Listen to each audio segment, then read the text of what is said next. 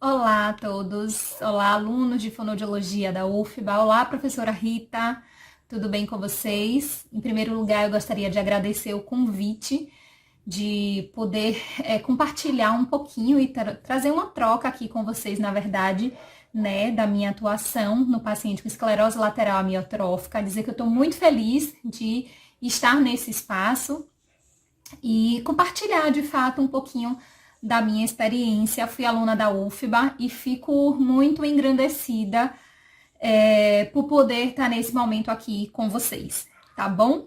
Então, em primeiro lugar, eu gostaria de dizer que quem atende o paciente com esclerose lateral amiotrófica não só transforma a vida do outro, mas a própria vida já é transformada por ser uma população extremamente especial, uma população que a gente precisa ter um olhar para além da doença. Então, eu já começo dizendo aqui para vocês que eu me sinto muito lisonjeada e presenteada pela vida por atuar com esses pacientes de esclerose lateral amiotrófica.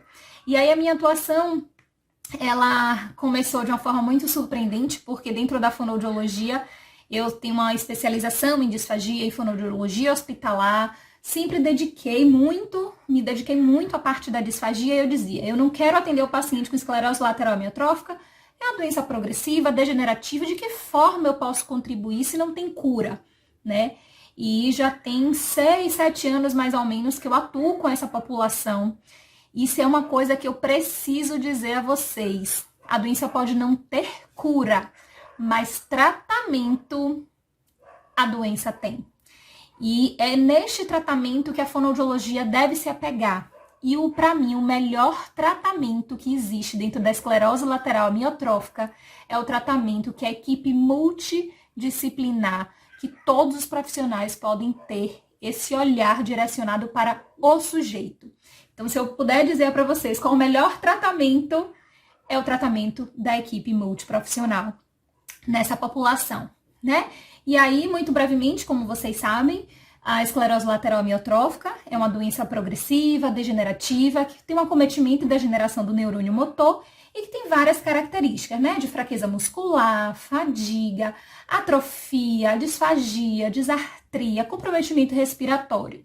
E diante de tantos comprometimentos, como é que eu, fonoaudióloga, né? Como é que vocês, alunos, podem começar a olhar um pouquinho diferente para esses pacientes? Vamos falar então um pouquinho sobre avaliação e intervenção nesses indivíduos?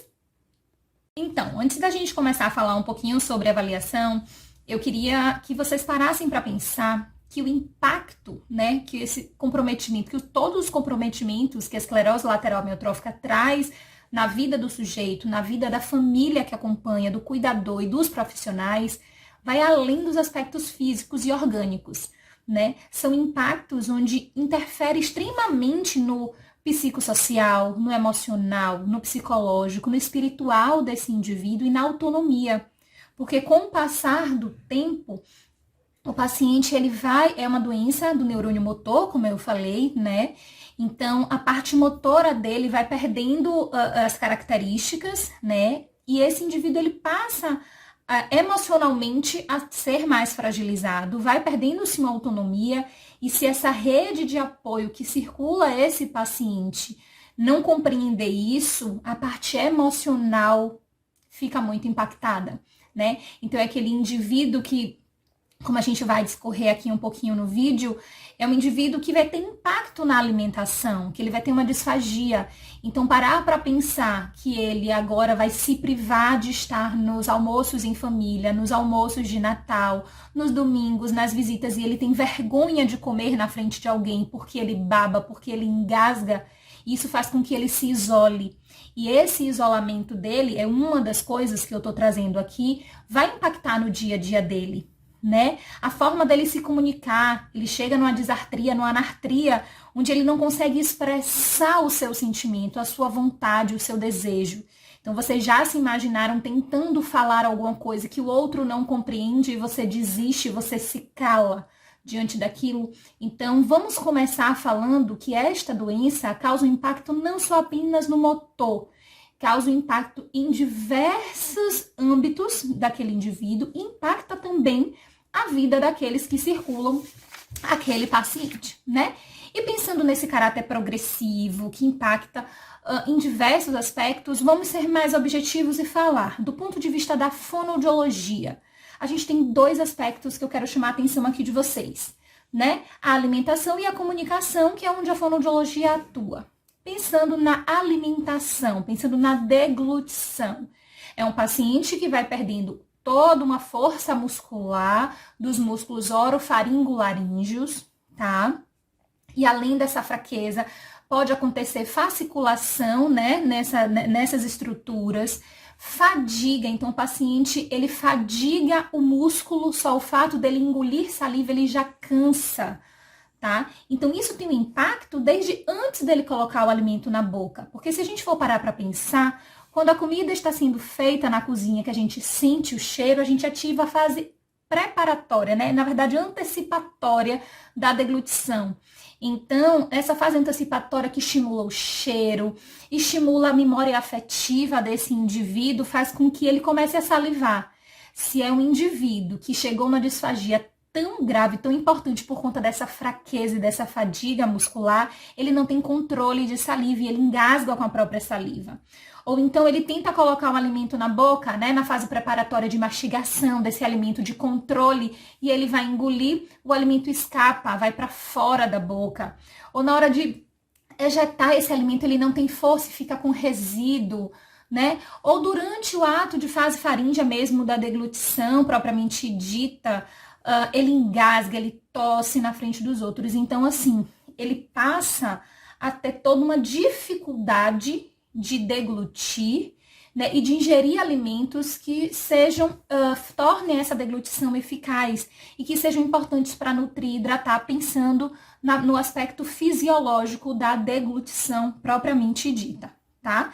Então, essa fraqueza muscular, essa fadiga muscular impacta muito na questão da ingestão desse alimento, na segurança de deglutir e na eficácia dessa deglutição. Do ponto de vista da comunicação, são os mesmos órgãos fonoarticulatórios, né? Então, se eu tenho uma língua que não tem uma força para executar com precisão aquele movimento, se eu tenho um véu palatino que ele também já está fadigado e não tem mais a mesma mobilidade, eu vou ter uma alteração na comunicação. Então, a fala desse indivíduo, ele passa a ter um comprometimento de inteligibilidade, ele passa a ter uma voz um pouco mais nasal, ele passa a ter uma articulação mais imprecisa, né? E o paciente com esclerose lateral amiotrófica tem um comprometimento respiratório. E aí também a gente tem uma incoordenação pneumofonoarticulatória desse indivíduo, além do que a gente tem uma incoordenação entre respiração e deglutição. Então é um indivíduo que ele tem muitas demandas para a fonoaudiologia, tanto do ponto de vista da deglutição, quanto do ponto de vista da comunicação. E tudo isso a gente precisa de uma interface muito bacana com os outros profissionais. Porque se eu falo de respiração, eu falo de medicina, eu falo de fisioterapia, né? Se eu falo de deglutição, eu falo de nutrição, eu falo de medicina também, eu falo de terapia ocupacional, eu falo de dentista. Então, é esta rede de apoio que a gente precisa para fazer uma excelente avaliação nesse indivíduo.